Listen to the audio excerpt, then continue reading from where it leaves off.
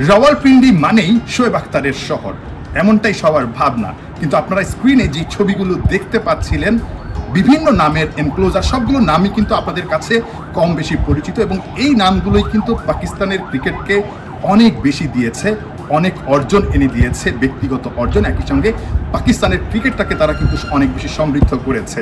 আমার পেছনে যেই জাভেদ আখতার এনক্লোজার দেখছেন, একই সঙ্গে শোয়েব আখতার এনক্লোজার, এরকম অনেক এনক্লোজার আছেন। Sohail Tanvir enclosure, Imran Khan enclosure, Javed Miandad enclosure, Yasir Arafat enclosure, Miran Bakhsh enclosure, এরকম অনেক এনক্লোজার আছে। এবং সবচেয়ে মজার বিষয় কি জানেন, এদের সবাই কিন্তু মোটামুটি তাদের জীবদ্দশায় দেখে যেতে পেরেছেন যে তাদের নামে, তাদের শহরে কোনো একটা কিছু হয়েছে। রাওয়ালপিন্ডি থেকে উঠে এসেছেন, রাওয়ালপিন্ডিতে খেলেছেন, পাকিস্তানকে সার্ভ করেছেন। তাদের নামগুলো যখন তাদের শহরের ইন্টারন্যাশনাল ক্রিকেট স্টেডিয়ামে তারা দেখেন, নিশ্চয়ই তাদের আসলে বুকটা ভরে যায়। প্রশ্নটা হচ্ছে, ঠিক একইভাবে বাংলাদেশে আমরা আসলে কেন দেখতে পাই না? বাংলাদেশের ক্রিকেটে কি আসলে কেউই কোনো অর্জন এনে দেননি?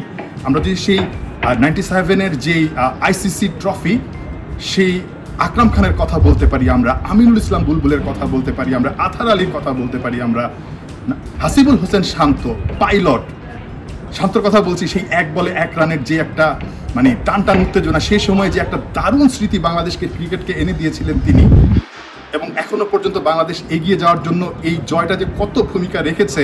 খালেদ মাহমুদ সুজনের কথা বলতে হয়, প্রথম বিশ্বকাপে গিয়ে পাকিস্তানের বিপক্ষে বাংলাদেশকে যেভাবে আসলে তিনি বোলিং করে জিতিয়েছেন। এরকম অসংখ্য ক্রিকেটার কিন্তু বাংলাদেশে আছেন যারা বাংলাদেশকে অনেক কিছু দিয়েছেন।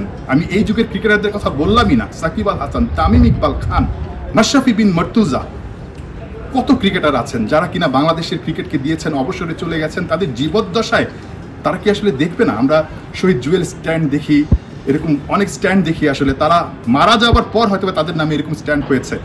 কিন্তু এই যে বাংলাদেশের ক্রিকেটকে এত দূরে এতজন ক্রিকেটার নিয়ে গেলেন, তারা জীবদ্দশায় তাদের শহরে এরকম তাদের ভেন্যুতে যদি নামগুলো দেখতে পারতেন, নিঃসন্দেহে তারা অনেক বেশি সম্মানিত বোধ করতেন। যারা সামনের জেনারেশন বা যারা ক্রিকেট খেলছেন, তাদের বুকেও কিন্তু সেই আশাটা, সেই স্বপ্নটা আসলে লালিত হতো যে আমরাও দেশের ক্রিকেটকে কিছু একটা দিলে একটা সময় এরকম আমাদের নাম এনক্লোজার হবে, এরকম ভাসবে আমাদের নাম। আজকে শোয়েব আখতারের নাম, জাভেদ আখতারের নাম, এরকম জাভেদ মিয়ান্দাদের নাম যখন দেখি, আসলে সেই কথাটাই মনে পড়ে।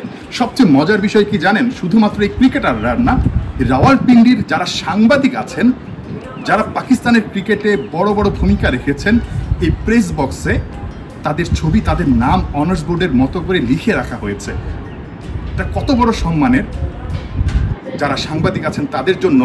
সেটা আসলে এখানে যারা আছেন তারা সেটা ফিল করতে পারেন। বাংলাদেশে কিন্তু আমরা সেটা দেখি না, খুবই দুঃখজনক। নিশ্চয়ই রাওয়ালপিন্ডির এই বিষয়গুলো দেখার পর, জানি না দেখেছেন কিনা, দেখলে হয়তো বা কিছু একটা ভাবনা তাদের মাথায় আসতেও পারে। Mirpur stadium, Sylhet cricket stadium, Chittagong stadium, এগুলোতে কিন্তু অনেক ক্রিকেটারের আমরা ছবি টবি দেখি, কিন্তু এরকম করে এনক্লোজার করলে তারা কিন্তু অনেক বেশি গর্বিত হতে পারতেন। সাংবাদিকদের কথা বাদই দিলাম। নাহিয়ান বিন জাসিম, 71, রাওয়ালপিন্ডি, পাকিস্তান।